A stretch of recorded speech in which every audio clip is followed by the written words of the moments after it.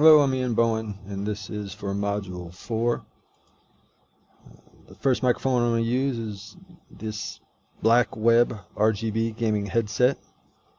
I'm using this with a dehumidifier running in the background for an environmental effect, and the proximity of the mic is fairly fixed as it's attached to the left side.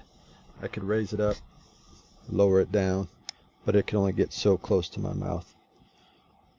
Okay, dehumidifier is now off. I hope that's a little bit clearer with less background noise or environmental noise.